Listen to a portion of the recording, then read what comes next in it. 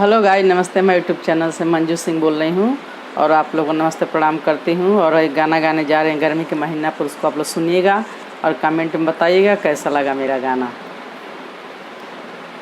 माथे से टपके पसीना, गजब गर्मी का महीना। माथे से टपके पसीना, गजब गर्मी का महीना। गर्मी का महीना, गर्मी का महीना, गर्मी का महीना, गर्मी का महीना। माथे से टपके पसीना, गजब गर्मी का महीना। माथे से टपके पसीना, गजब गर्मी का महीना। हमरे ससुर जी पंखा ले आए, हमरे ससुर जी पंखा ले आए।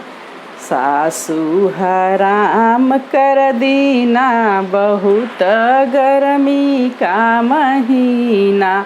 सासू हराम कर दीना, बहुत गर्मी का महीना। माथे से टपके पसीना, बहुत गर्मी का महीना। माथे से टपके पसीना, बहुत गर्मी का महीना। हमरे जेठ जी कूलर ले आए, हमरे जेठ जी कूलर ले आए। कूलर ले आए, हाँ कूलर ले आए।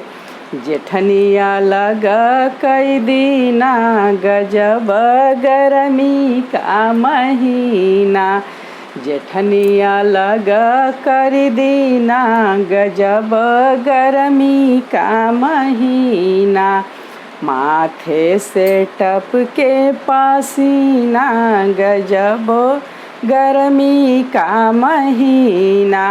माथे से टपके पसीना, गजब गर्मी का महीना। गर्मी का महीना, गर्मी का महीना, गर्मी का महीना, गर्मी का महीना। माथे से टपके पसीना, गजब गर्मी का महीना। माथे से टपके पसीना, गजब गर्मी का महीना। हमरे देवर जी बेनिया ले आए, हमरे देवर जी बेनिया ले आए। बेनिया ले आए, बेनिया ले आए। हमरे देवर जी बेनिया ले आए। छोटी ने झपटी के छीना, गजब गर्मी का महीना। माथे से टपके पसीना, गजब गर्मी का महीना। माथे से टपके पसीना, गजब गर्मी का महीना। हमरे सैया जी एसी ले आए, हमरे सैया जी एसी ले आए। एसी ले आए, अरे एसी ले आए। ननदी ने बोला चाली छोड़ा, गजब गर्मी का महीना। ननदी ने बोला चाली छोड़ा, गजब गर्मी का महीना। माथे से टपके पसीना, गजब गर्मी का महीना। माथे से टपके पसीना, गजब गर्मी का महीना।